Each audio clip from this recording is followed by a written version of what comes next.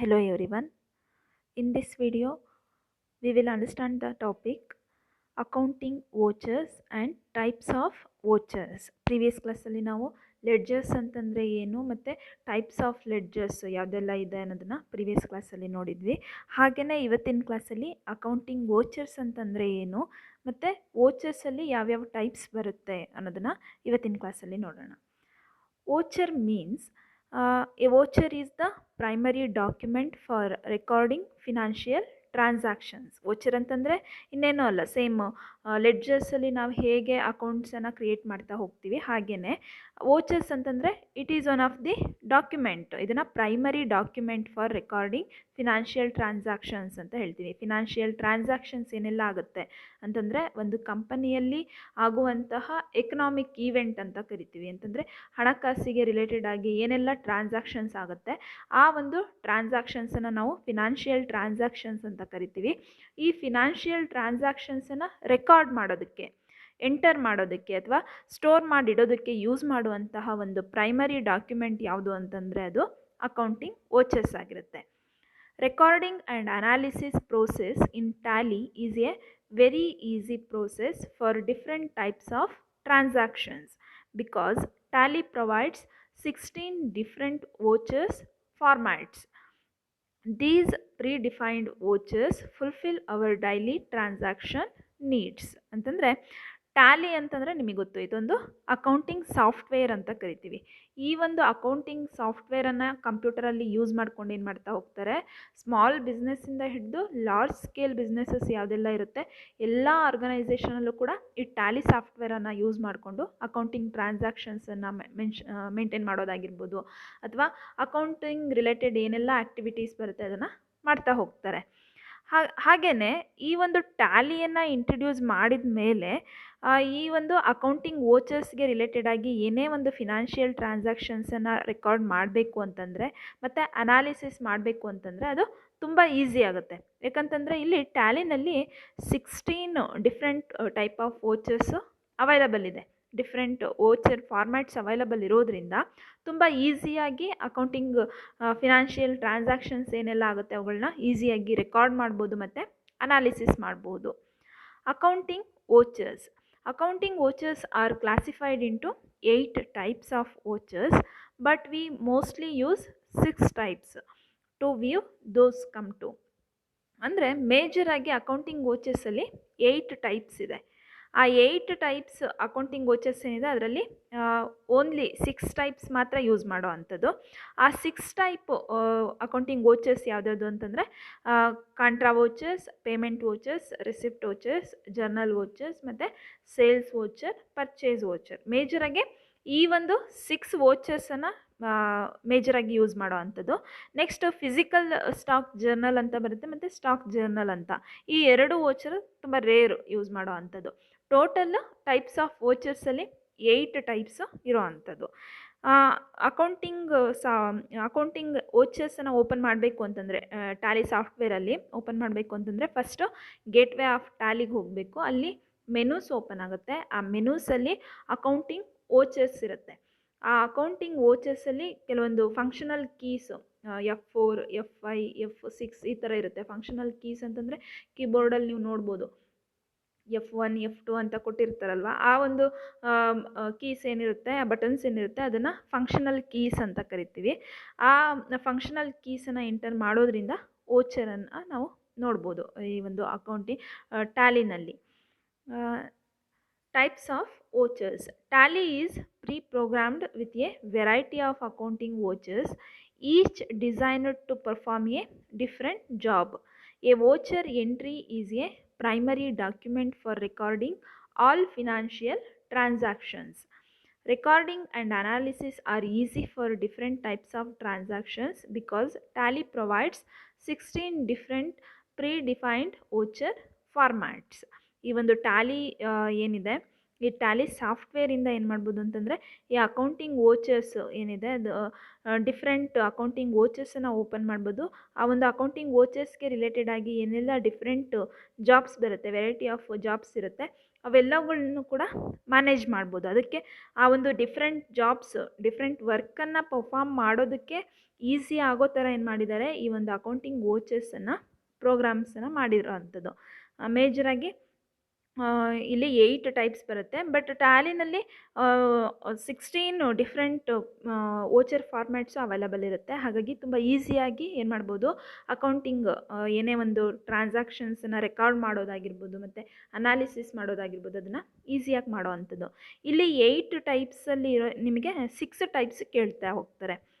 ಮೇಜರಾಗಿ 6 types: contra voucher ಮತ್ತು payment voucher, receipt voucher, ಹಾಗೆ journal voucher ಮತ್ತು ಸೇಲ್ಸ್ ವೋಚರ್ ಮತ್ತು ಪರ್ಚೇಸ್ ವೋಚರ್. ಈ 6 ಟೈಪ್ಸ್ ಏನಿದೆ ಇದು ನಿಮಗೆ ಮೇಜರಾಗಿ ಕೊಡ್ತಾ ಹೋಗ್ತಾರೆ. ಹಾಗಂದರೆ ಏನು ಕಾಂಟ್ರಾ ವೋಚರ್ಸ್ ಅಂತಂದರೆ ಏನು, ಯಾವ ರೀತಿ ಟ್ರಾನ್ಸಾಕ್ಷನ್ಸ್ ಬರುತ್ತೆ, ಪೇಮೆಂಟ್ ವೋಚರ್ಸ್ ಅಂತಂದರೆ ಏನು, ಅವುಗಳನ್ನ ನೋಡ್ತಾ ಹೋಗೋಣ.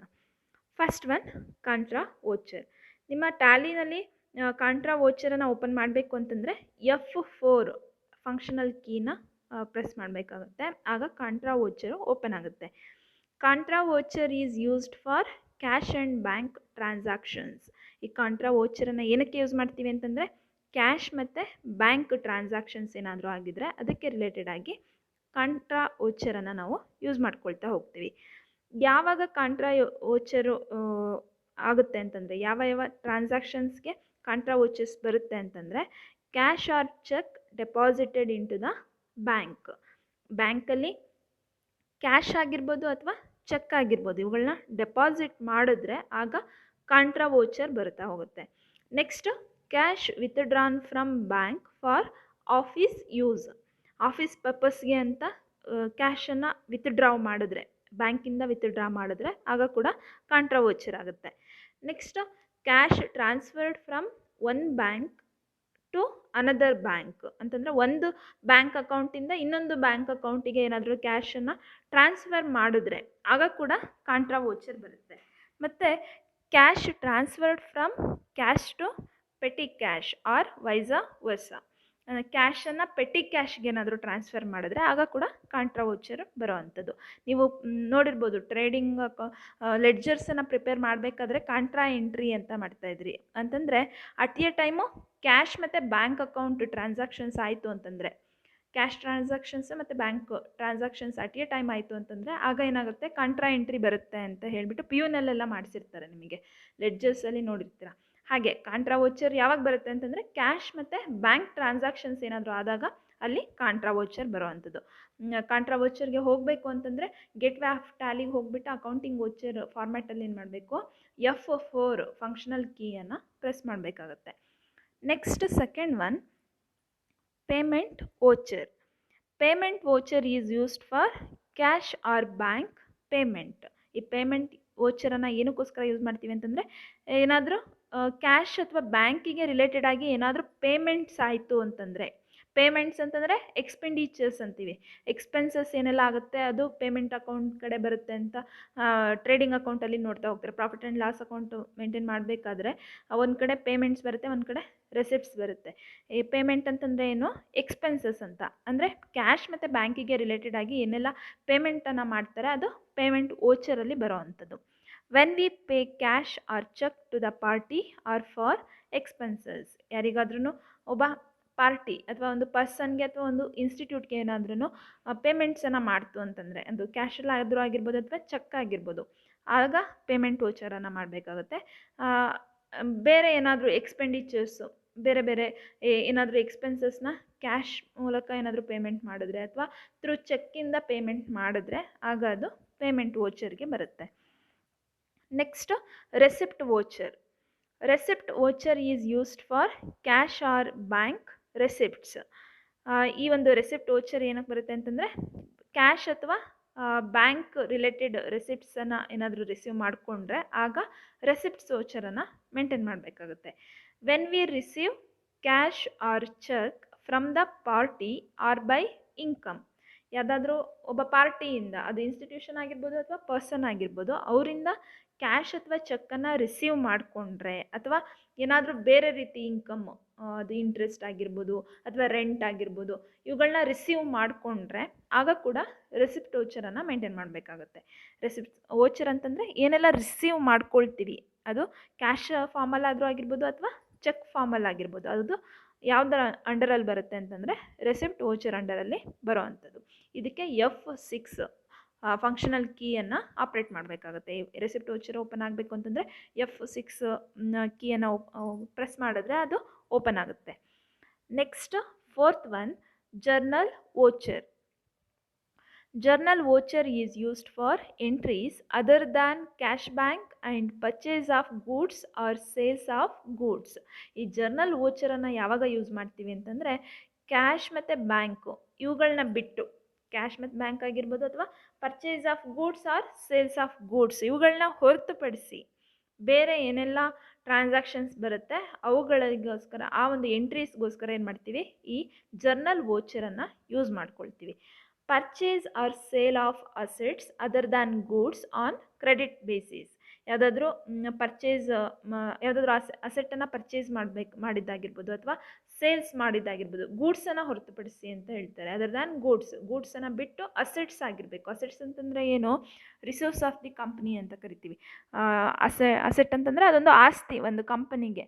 ಅವುಗಳನ್ನ ಪರ್ಚೇಸ್ ಮಾಡಿದ್ದು ಅಥವಾ ಸೇಲ್ಸ್ ಮಾಡಿದಾಗ ಆನ್ ಕ್ರೆಡಿಟ್ ಬೇಸಿಸ್, ಸಾಲವಾಗಿ ಏನಾದ್ರೂ ಅವುಗಳನ್ನ ಪರ್ಚೇಸ್ ಮಾಡಿದ್ರೆ ಅಥವಾ ಸೇಲ್ ಮಾಡಿದ್ರೆ ಆಗ ಜರ್ನಲ್ ವೋಚರನ್ನು ಯೂಸ್ ಮಾಡ್ಕೋಬೇಕಾಗತ್ತೆ.